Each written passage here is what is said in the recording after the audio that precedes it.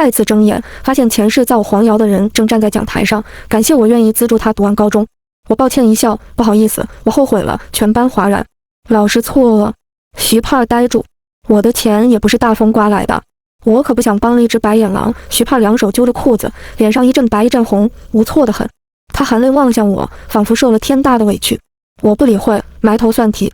说好了帮人家，现在又说后悔，让人家下不来台，班长怎么这样啊？人家是科考第一的尖子生，每年都会给学校挣几个奖杯回来，反悔算什么？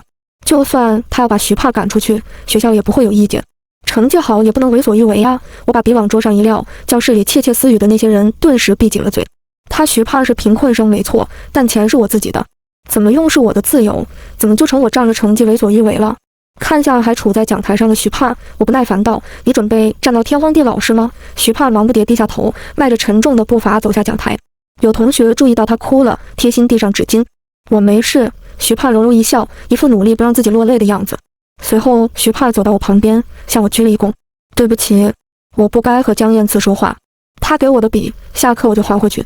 不知是谁倒吸了一口凉气，原来是因为江燕次啊！怪不得，不就说个话，给支笔，至于吗？断人学业等于毁人前途，这跟谋财害命有什么区别？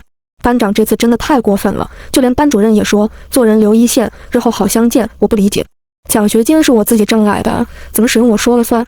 现在我不想资助徐盼，为什么成了我的错？就因为徐盼家里困难，是弱势群体吗？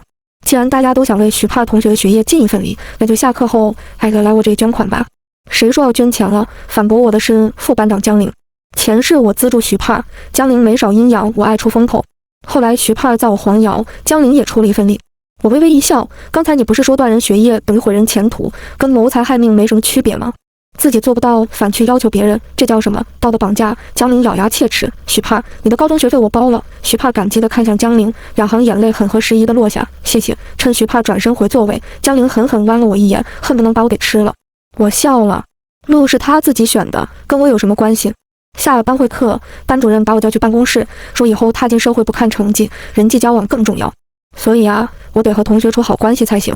我礼貌提问：“奖学金难道不是给我的吗？”班主任愣了一下：“当然是给你的，但你可以让这笔钱发挥出更大的用处。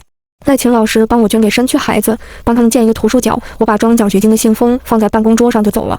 人际交往是很重要，但也得看对方是什么样的人。如果是烂人还去交好，那不是脑残吗？到外面，江燕次拦住我，谈谈，在他身后不远处站着仿佛来阵风就能吹倒的徐盼。徐盼手里那支限量款钢笔是我送给江燕次的生日礼物。前世我问江燕次笔哪去了，他说丢了。大学我被徐盼造黄谣，他说无风不起浪。明明我们住在同一屋檐下，他最清楚我是什么样的人。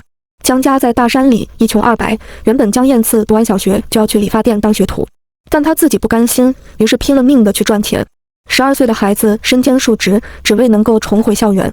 这件事被媒体报道后，我爸妈决定资助江燕次，江燕次这才有机会继续念书。而他也是个争气的，先是考上当地最好的初中，接着又考进市里的重点高中。高中读了1年，江燕次父母就说要退学，理由是村里同龄的孩子已经结婚生子，在他们看来，读书出来也是结婚生孩子，这种人生大事已早不宜晚。于是江燕次父母在学校撒泼打滚，要让江燕次退学回家。老师校长劝不动，就连警察去了也不行。无奈之下，我爸妈跑了一趟。就是这一趟，他们带回了江燕次，让江燕次转学到我们市的高中。我问江燕次父母怎么肯放人，我爸说钱给够了，他们就不闹了。爸妈对江燕次可以说是有再造之恩。可我却偷听到江燕次说，蒋家这是生不出儿子，所以才把我养着，想让我给他们养老送终。前世我跳楼自杀后，父母一夜白头，江燕次不仅没有照顾，还日日用那些黄谣刺激他们。我妈一气之下打了江燕次，结果被江燕次推下楼，摔成植物人。我爸和江燕次理论，遭江燕次设计，以杀人未遂的罪名被逮捕。江燕次和徐盼就是2只白眼狼，越看越恶心，忍住想破口大骂的冲动。我说正好我也想跟你谈谈。江燕次皱了下眉，那你先。那支钢笔28000，你看是给现金还是转账？之前是我被猪油蒙了眼，竟然喜欢上这么一个渣子。幸好江燕次没接受我的表白，不然我现在都死。江燕次当时是这么回应我的表白的：高中3年很重要，先把心思放在学习上，恋爱的事等高考结束后再说。背后却跟他的好兄弟说，我要是跟蒋梦在一起，那不就成吃软饭的了吗？不想吃软饭，那就直接拒绝啊，干嘛还吊着我？从现在开始，花在江燕次身上的每一笔钱我都要拿回来。江燕次嘴角一抽，你什么意思？我冷笑，亲兄弟都要明算账，更何况我和你非亲非故。你一个外人，吃着我家的，用着我家的，还拿我的礼物去送人，就不觉得羞愧吗？也是哦，你没皮没脸，自然不会觉得羞。蒋梦，江燕次恼羞成怒，一下扬起了手。我贴心的把脸凑过去，来，朝这儿打，不打不是男人。江燕次当然不敢打，他捏紧拳头，愤愤地盯着我。蒋梦，你别太过分，这就过分了呀。那后面岂不是要说我欺人太甚？我微微一笑，盯着江燕次眼睛，一字一顿，你不是男人，过道上是来来往往的同学。我特意拔高了声音，相信每个人都能听见。刹那间，四周安静，大家不约而同看向我们这边。我盯着江燕次难看的脸色，再次重复了一遍：你不是男人。蒋梦，江燕次气到腮帮子在震颤，这次他卯足了劲要打我。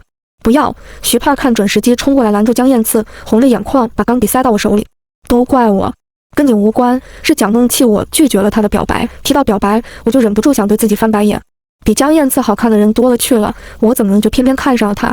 江燕次把徐盼拉到身后护着，一脸烦躁地对我说：钢笔已经还你了，你能不能理智点？感情他这是以为我告白失败发脾气。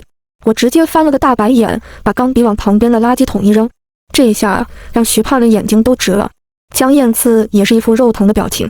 这么喜欢啊，那就去捡起来呗。说完我就走了，没空管他俩捡不捡。放学回家，我让司机不用等江燕次。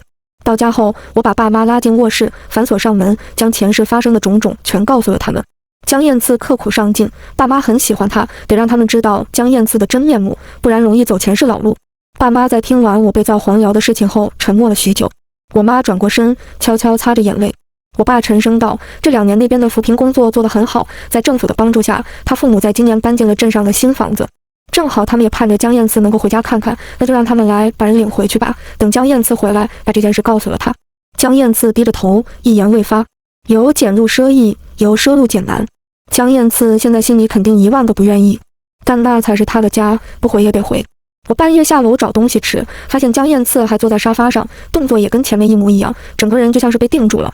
我没理会，拿好吃的就上楼了。转身关门，发现江燕次悄声息跟了上来，正目光沉沉地盯着我。慢慢的，他眼神落到我肩上，这是一种黏腻且恶心的注视。白天在学校闹脾气，晚上让叔叔阿姨赶我走，不就因为我拒绝了你吗？直接告诉我现在不适合跟江燕次掰扯。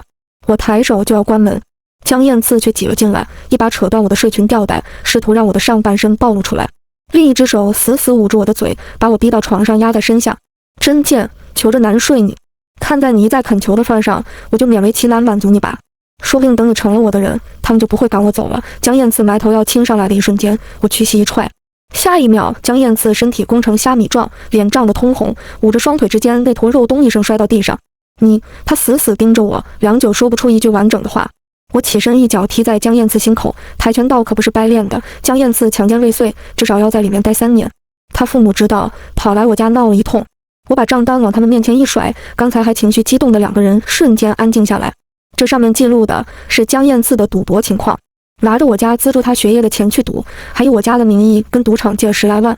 现在这笔钱已经还给了赌场，你二位看看什么时候把钱打到我家卡里合适？夫妻俩你看看我，我看看你。他们要是能拿出10多万，江燕次也就不用我家资助了。现在这笔钱把他们压得说不出一句话。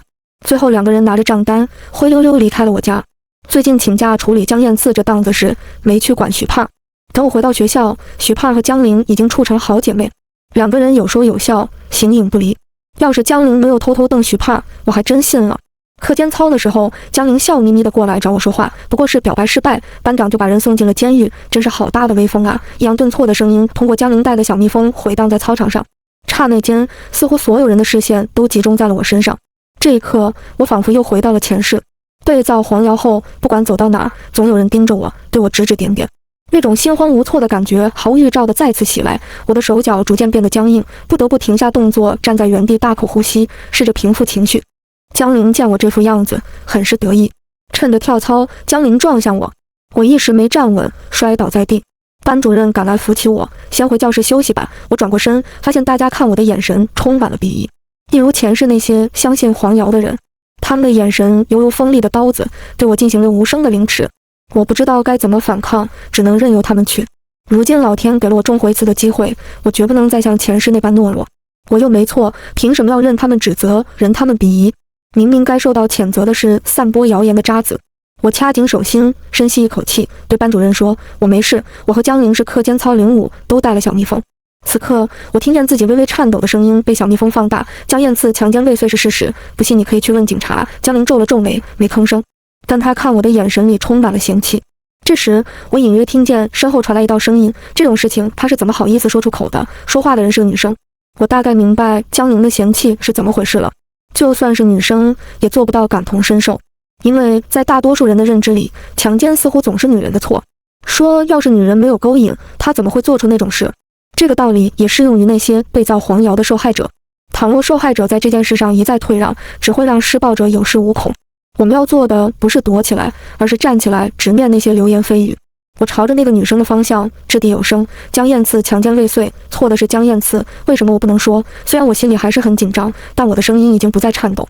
一定会越来越好的，我这么告诉自己。一个巴掌拍不响，要是你没有做什么，他怎么可能对你做那种事？说话的是个男生，一副我已经把你看透了的样子。我面无表情弯下腰，在地砖上使劲拍下一巴掌，啪的一声脆响，通过小蜜蜂传遍整个操场。我看向那个男生，听见了吗？男生摸摸鼻子，不自在地避开了我的目光。所谓的一个巴掌拍不响，无风不起浪，苍蝇不叮无缝的蛋等诸如此类的俗话，他们所代表的意思都很片面。如果用它们去给一件事下结论，未免太过武断。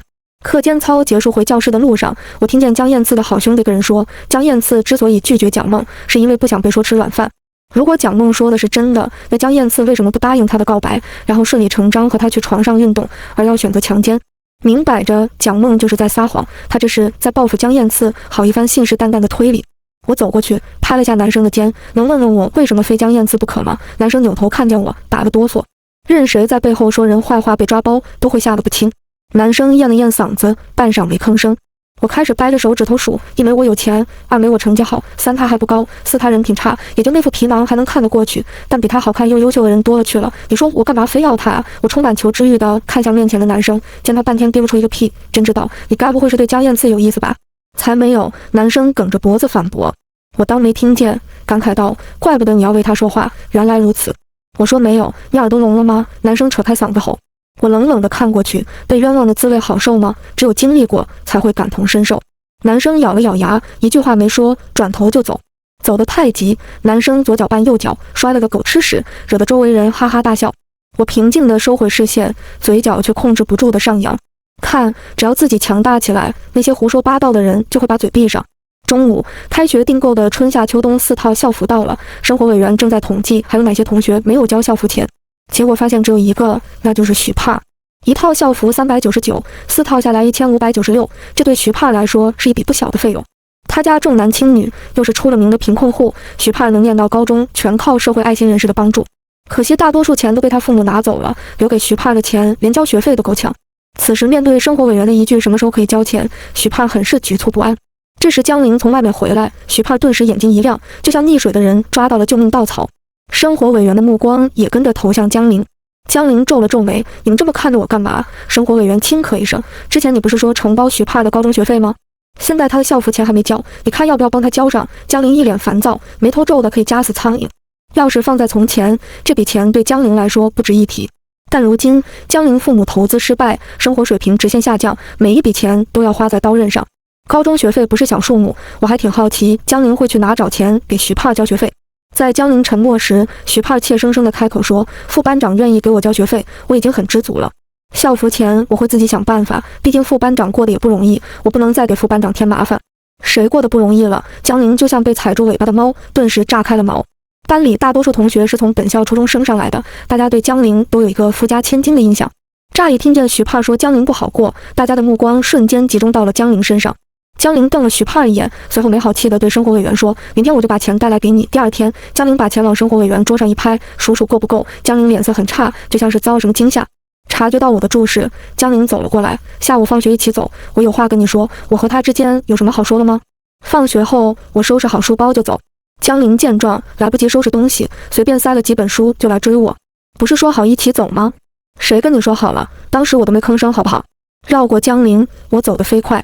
江玲小跑着追上来，突然开始坦白：我承认，我嫉妒你成绩好，家境好，还长得好看，所以才会跟你对着干。直觉告诉我有坑在后面等着，于是我没搭理江玲，准备直接跑出校门。没想到江玲直接拽住我，无助道：“你我两家过去有生意上的往来，我家现在是个什么情况，你最清楚不过。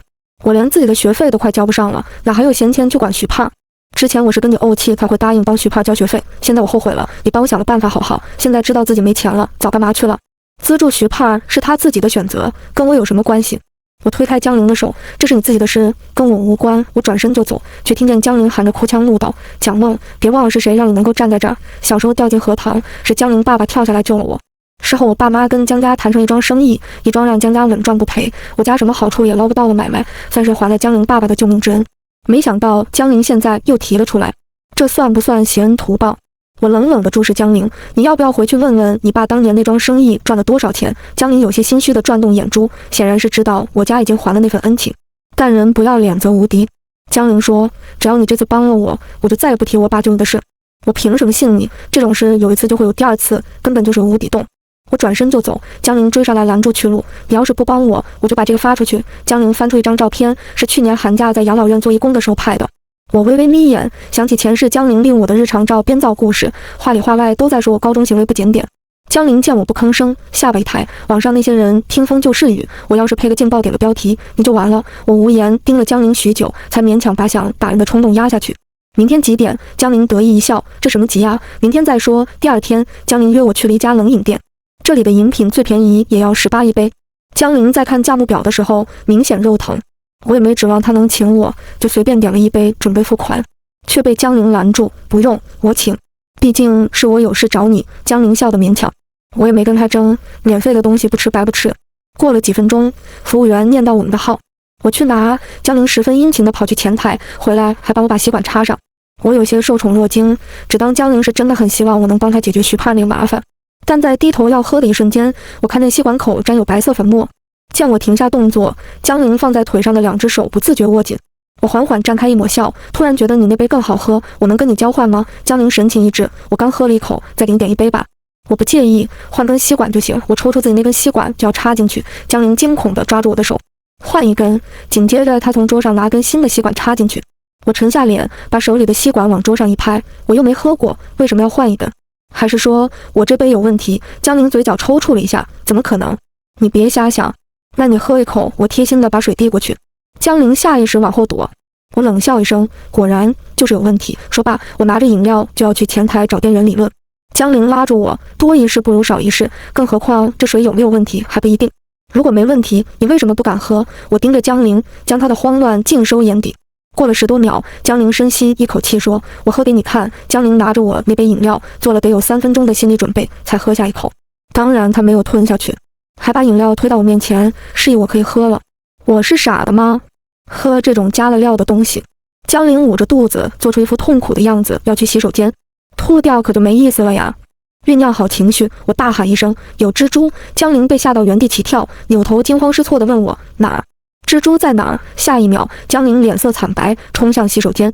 这时，店员走过来问我在哪儿看见蜘蛛。我环顾四周，抱歉一笑：“对不起，我近视没戴眼镜，把那片叶子看成了蜘蛛。”店员松了口气：“没事。”等我去到洗手间，江玲已经晕倒在隔间里，看来应该是迷药。好端端的，江玲给我下迷药做什么？思索间，江玲包里的手机响了，备注显示邹峰，4中那个寻衅滋事被开除的学生。江玲怎么会跟他有联系？挂断后，屏幕上方弹出了邹峰的微信：“他妈的，你跟老子保证10分钟之内搞定蒋梦，现在都过去15分钟了还没动静，你他妈的耍老子是不是？”江玲，老子警告你，不想把你借钱的事捅到你爹妈面前，就赶紧把蒋梦迷晕，让老子上了他。看完前面2个人不堪入目的聊天记录，我回复邹峰：“蒋梦已经被迷晕，你可以过来了。”马上到。收到邹峰回复后，我删掉这2条消息，把手机放回包里，然后把江玲扶到外面的座位上。店员见江玲状态不对，过来问我有什么需要帮忙的。我朋友身体不舒服，很快会有人过来接他。现在我有急事要先走一步。离开冷饮店后，我找了个隐蔽的角落待着。大概3分钟后，邹峰嘴里叼着根烟，得意洋洋走进了冷饮店。很快，邹峰就带着江玲出来上一辆车。邹峰脸色黑的跟锅底有一拼。江玲惨了，但这都是他自找的。当晚，江玲打来电话对我咆哮：“蒋梦，你为什么要这么对我？”我把手机拿远了些，揉了揉被吼得发疼的耳朵：“我怎么对你了？你让我喝下那杯有问题的水，还让邹峰把我带走，你这是在把我往火坑里推。明明隔着手机，我却好像看见江玲气得龇牙咧嘴的样子。我笑了，原来你也知道那是火坑啊。怎么样，火坑的滋味好受吗？江玲气得直喘粗气，一句话也没说就挂了电话。周日一早，江玲又打来电话。蒋梦，我恨你，声音比昨晚更沙哑了，看样子被邹峰折磨得不轻。如果我喝了那杯加料的水，那我就是现在的江玲。人不犯我，我不犯人；人若犯我，我必加倍奉还。江玲既然敢拿我去跟邹峰换钱，那他就要承担这件事的后果。周一早上，江玲顶着惨白的一张脸走进教室，暗淡死寂的眼睛从踏进门口那刻起就死死盯着我。江玲站在原地不动，像是要在我身上钉出几个窟窿才甘心。后面有2个低头看手机的男生没注意到江玲，直接撞了上去。2个人抬头看见江玲，很心虚地把手机揣进裤兜里。眼睛不要可以捐了，江玲冷冰冰地撂下话后回了座位。2个男生在后面窃窃私语，平时看起来挺正经的一个人，没想到私下玩得这么开。小声点，别被他听见。男生说完这句，又把声音压低了些。那些照片和视频记得传给我，时间还早，教室里的人不多。2个男生压低的声音，只要仔细听就会听得很清楚。我看了一眼江玲，她的脸色又白了不少。到了中午，议论的人越来越多，甚至还有人使坏，把内容传到了教室里的电子白板上。不管是照片还是视频，都是实打实的大尺度。江玲的脸在这里面很清晰，和她在一起的邹峰只是露了个下半身。江玲身一脚浅一脚地冲上讲台，关掉白板，面对大家尖锐的凝视，她想说点什么，却又一个字也说不出口。班主任不知什么时候站在了门口，他把江玲叫了出去。回来后，江玲开始收拾东西。趁午休，班主任告诉我们，因为父母工作原因，江玲接下来就不在这儿读了。谁都清楚，不是因为这个。大家对这件事的热情并没有因为江玲的离开而消退，反倒是讨论得更加激烈，多是些不堪入耳的话。这些话有那么几个瞬间把我拉回了前世。直到班主任严厉强调传播淫秽物品是在犯罪，讨论的声音才逐渐淡下去。晚上放学，我没有坐车，选择了步行。拐进一条僻静的小巷子后，跟在后面的人影加快了步伐。江玲眼睛猩红地冲上来，掐着我的脖子。该承受这一切的本来是你，明明我都跟邹峰说好了，只要他肯借钱，我就帮他睡到你。你家有钱有势，你被强奸根本不算事，因为你爸妈会很快替你摆平，而我现在什么都没有，凭什么要让我替你受罪？什么叫我被强奸？根本不算事。江玲一句话就让我心里的愧疚荡然无存。不要轻易去同情对自己犯下恶行的坏人，因为对方远比你想象的更加恶劣。我毫不留情地踹开江玲，你这叫自作孽，不可活。不关我事。怎么不关你事？要不是你长得妖艳，让邹峰喜欢你，我怎么会找上邹峰？又怎么会发生现在这些糟心事？江玲爬起来，试图再次掐住我的脖子。我轻而易举控制住江玲的2只手，稍微一拧，江玲就发出了杀猪般的惨叫。再顺势往后一推，江玲狼狈摔倒。我垂眸一笑，你让我感到前所未有的恶心。从今往后，见我请绕道走，不然你就去和江燕姿作伴吧。江玲打个冷战，你怎么敢？我眨眨眼靠近，你和邹峰想对我做的事，难道不算是在犯法吗？江玲咬紧后槽牙，你把我害成这样，难道又不是在犯法吗？邹峰哥哥，要是睡不到蒋梦，我就把自己赔给你。这是不是你说的？江玲脸色死白，久久没有言语。我也不再耽搁时间，只是在从江玲身边走过时，又提醒了一句，以后记得绕道走哦。江玲转学后，徐盼状态很差，经常上课走神，被点名。直到贫困生的补助金发下来，徐盼的脸色才由阴转晴。但没过2天，班主任就说等半期考试过后要进行研学活动，需要每个人上交500块钱的班费作为活动资金。大家就把钱交到了我这儿，除了徐盼。我问他什么时候能交，徐盼小心翼翼捏着我的衣摆，示意我靠近。我皱了皱眉，没有动。徐盼咬住下唇，有些窘迫地站起来，在我耳边说：“能去外面说吗？我只是问你什么时候能够交班费，这又不是见不得人的事，为什么要去外面？”我突然拔高的声音让不少人看了过来。在多双眼睛的注视下，徐盼显得愈发窘迫。他低下头，之前是我不对，我不该和江燕姿说话，更不该接受那支钢笔。说着，徐盼就要下跪。我眉心一跳，赶紧把人扶住。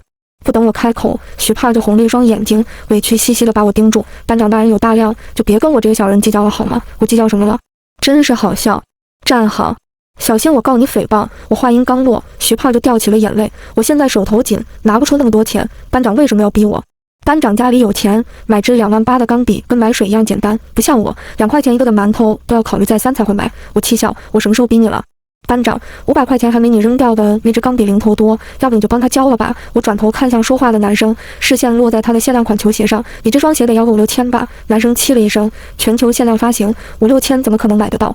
这双鞋花了我1万8，1万8呀！500块钱还没你这双鞋的零头多，那你帮他把班费交了吧。我笑着朝男生摊开手，男生顿时炸开，凭什么？那你刚才凭什么让我帮他交？我微微眯眼，冷冷地注视男生。男生自知理亏，没回应我。他看向徐盼，你不是才领到贫困生补助吗？钱呢？这笔补助金有3000多，多半是被徐盼父母拿走了，不然他不会连500块钱也拿不出来。徐盼支支吾吾半晌，才把话说出口：我弟弟病了，钱拿给他治病去了。男生翻了个白眼，自己缺钱用，还把钱给你弟弟，是不是傻？就算给，也不能全给好吧？其实交不上班费也没什么，大不了不参加研学，反正就你那情况，参加也是造孽。毕竟你吃2块钱的馒头都要考虑，到时候怎么跟着我们吃香的喝辣的？不带你，你怕是又要说我们孤立你、霸凌你？妙啊！我还以为男生会帮徐盼说话，没想到言辞犀利，直击徐盼痛处。徐盼被说得面红耳赤，2只手紧紧拧在一起，指关节明显发白。我会尽快把钱交上的。3天过去，徐盼交上班费。我在登记的时候，同桌凑过来小声说：“你知道他这钱是怎么来的吗？”怎么来的？我停下笔。同桌瞥了眼徐盼，他脚上那双新鞋起码500。就他家那个情况，怎么可能给他买这么贵的？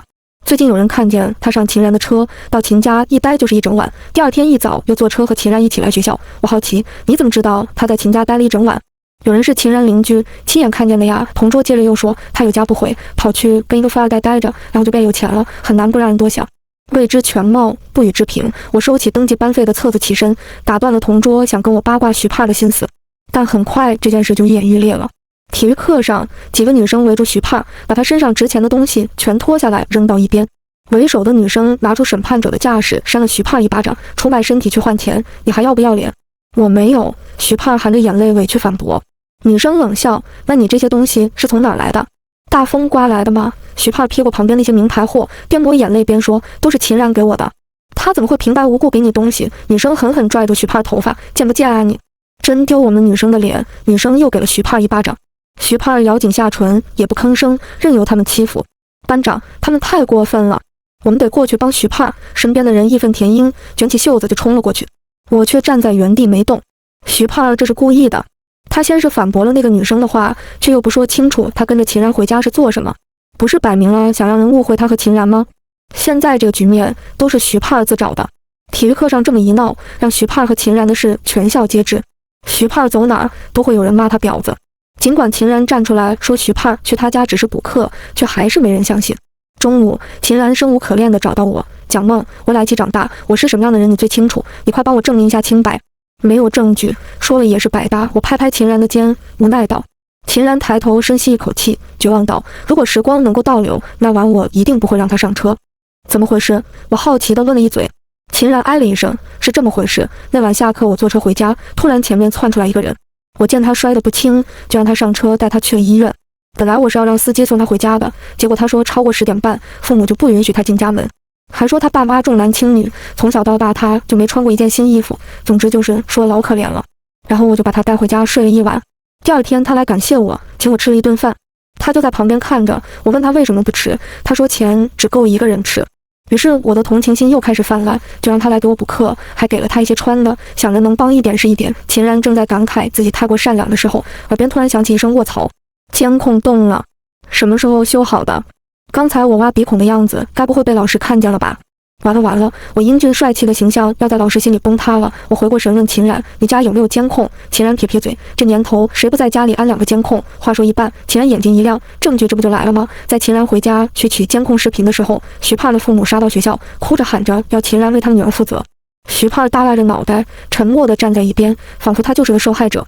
很快，秦然拿着视频回来，证明了自己的清白。徐盼顿时脸色惨白。刚才还哭天喊地的夫妻神情一致，随后对徐盼破口大骂。他们不仅骂，还动手打。为什么不澄清你是在补课？让人误会你和人家有一腿，很有面子是吗？我怎么会生出你这么个贱东西？我们徐家的脸都被你丢尽了。这书甭念了，退学回家。刚才还任打任骂的徐盼活了过来。我要读书，我一定要读书。是啊，不读出去就永远没机会摆脱糟糕的原生家庭。可他爸妈是铁了心不让他念书，不管班主任怎么劝都没用。无奈之下，班主任报了警。可警察来了，徐盼父母也还是那个态度，他们甚至还用自杀做威胁，说谁要是敢阻止退学，他们就死给谁看。无奈之下，学校给徐盼办了退学。回教室收拾好东西后，徐盼冷悠悠地看向我，如果你肯资助我，就不会发生这些事。我很佩服你的逻辑，再见，再见，再也不见。我笑着挥手。徐胖阴冷地注视我良久，才背起书包转身离开。听着过道里夫妻二人骂骂咧咧的声音渐行渐远，我深吸一口气，看向外面的大晴天。这一世不会再重蹈覆辙了。3年过去，我如愿考上心仪的大学，但没想到新生报到这天，我会在宿舍见到徐胖。前世我和徐胖考上同一所大学，成为室友。报到那天，我最后一个到宿舍，正要敲门，听见里面有人说咱们寝室就蒋梦没到了，也不知道他是个什么样的人，好不好相处。徐胖回道：蒋梦啊，我们是高中同学。哇，那你们这缘分可真够好的呀，高中同窗，大学又是室友。好什么呀，人家跟我就不是一路人。怎么说？另一个室友问。28000的钢笔说送就送，我买支20块钱的笔都要考虑好久。天，蒋梦是个富婆呀，钱又不是她自己挣的，算什么富婆？我们的钱也不是自己挣的呀。不一样，蒋梦是那种玩得很开的女生，经常跟不同的男人出入高档场合。先不说这些了，免得让你们先入为主。蒋梦虽然私下比较 open， 但她人还是很不错的，你们千万别被我刚才的话影响了。黄瑶从这里开始，可我想不通徐胖这么污蔑我的理由。直到我听见他和家里人打电话，真不知道我上辈子做了什么孽，和蒋梦同校也就算了，竟然还同寝室。看见他那副高高在上的样子我就烦，不就是拿几个臭钱帮我读完一个高中吗？真当自己是我的救命恩人啊？摆谱给谁看啊？幸好这不是在古代，不然蒋梦肯定拿我当丫鬟使唤。一瞬间，我的心有者冰苦。高中3年，每次帮助徐胖，我都生怕伤到他的自尊心，不料到头来，人家还是觉得我高高在上。前世的我很蠢，在偷听到徐胖那番话后，竟然开始反省自责。后来江玲在网上发帖胡诌我高中乱搞，我拼命解释，得到的却是评论区清一色的你这种祸害社会风气的贱人，怎么不去死？被骂的多了，我开始想，是不是只有一死才能结束这一切？于是我站上了学校天台，毫不犹豫纵身一跃。蒋梦，你没事吧？突然有人伸手在我面前晃了晃，是室友林青。我从回忆里抽身，绽开一抹笑，没事，就是突然有点想家了。林青松了口气，我看你脸色发白，还以为是身体不舒服。没事，以后宿舍就是你家，我们3个都是你的家人。我瞥了眼正在对面床铺整理东西的徐胖，心里暗道一句除了你。转身刚把行李箱放下打开，身后传来砰的一声巨响，一个走田库风的女生一脚踹在门上，烦躁地对徐胖喊道：下来！谁允许你碰我东西的？徐胖柔柔一笑，你爸不放心你，让我过来帮帮你。跟你说过多少次了，我的事跟你无关。别以为你嫁给我爸就能当我妈。吴越上去就要把徐胖拽下来。我和另外2个室友面面相觑。徐胖和吴越看起来差不多大，没想到是后妈和继女的关系。徐胖从床上下来后，吴越把人往外一推，砰一声把门关上，随后转头对我们抱歉一笑，让你们看笑话了。刚那女的本来是照顾我妈的护工，结果爬到了我爸床上，等我妈一去世，就忽悠我爸娶了她。听说他在念高中的时候就不安分守己，想跟一个富二代捆绑在一起，结果被人家拿出监控视频啪啪打脸。先不说这个贱人了，来把我带的特产分一分。对了，咱们出去聚个餐怎么样？然后再去拍套写真，纪念我们成为室友的第一天。大家对吴越的提议举双手赞成，不过得先把东西收拾好才行。吴越那边已经收拾的差不多了，没过一会儿就收拾整齐，跑去阳台跟男朋友打视频了。林青和周雅则下楼搬东西去了，我还在跟床帘较劲。好不容易收拾好，准备拍张照发在家庭群里，一扭头发现徐胖不知什么时候进来了，整个人痴痴地看着寝室，就像是在看一个久违的地方。察觉到我的注视，徐胖抬头，他眼里的温柔不在，有的只是蚀骨冷意。这时吴越看见徐胖过来，一脸嫌弃地把人往外撵。徐胖最后看了眼吴越的床位，有些失神的喃喃道：我本来应该在那儿的。这句话陡然把我拉回了前世。那时的室友分别是林青、周雅、徐胖。我呼吸一滞，难道徐胖也重生了？等我再看过去时，徐胖已经被吴越关在门外。我逐渐冷静下来，就算重生了也没事，自己已经不是前世的蒋梦，绝不会再走前世的老路。等收拾好宿舍，发觉天空阴沉沉的，看起来是要下暴雨。吴越站在阳台上，回头问我们还去不去？去，遇水则发，这是好兆头。林青和周雅一前一后做出回应。我拿上雨伞，打开门，走吧，家人们。我们前脚刚踏进火锅店，外面就下起了瓢泼大雨。吃饱之后，等雨小一点，我们才挤在2把伞下，直奔最近的商场去拍写真。拍完出来，天已经黑了。去最近的地铁站要经过一段人烟稀少的小巷，我们4个敏感地注意到身后有人跟着，但是谁也不敢回头，一个个越走越快，恨不能原地起飞。身后的人也加快了步伐。在我们快走到地铁站的时候，一道沙哑的男声从身后传来。蒋梦，声音有点熟悉，可我想不起来是谁。回过头，我看见一个戴着鸭舌帽、看不清长相、走路一瘸一拐的男人递出一张银行卡。这这里是我欠你的10万，江燕次。对哦，已经3年了。我过去拿到卡，却被他冷不丁拽住另一只手。知道我这3年是怎么过来的吗？我本来可以在今天开始大学生活，未来有光明的前途，但都被你给毁了。蒋梦，凭什么你让别人不好过，而你却过得这么好？江燕次从怀里掏出一个注射器，就要往我身上扎。室友发觉我这边不对劲，要跑过来帮忙。我大喝一声，都别动。随后我一脚踢开江燕次的手，注射器掉在地上。江燕次挣扎着要去捡，我屈膝顶在他的腹部，接着像丢垃圾一样把人往墙角一扔。知道你为什么不好过吗？因为你就不是个人。监狱里的3年是你自找的，既然你还想进去，那我就勉为其难满足你。我一脚踩在江燕次心口，以防他在作妖，然后报了警。警察很快赶到，带走了江燕次。经检测，江燕次带的注射器装了毒品，而他本人也吸毒，甚至还在贩毒。这下要想再出来，不可能的事。当晚，我久违地梦到了前世。半夜惊醒后，我就睡不着了，跑到阳台上看外面的暴雨逐渐变小，漆黑的天边逐渐有了光亮。当太阳从云层里现身的一刹那，我心里的沉重突然全没了。黑夜终将过去，黎明必将到来。蒋梦，认真迎接你的新生活吧。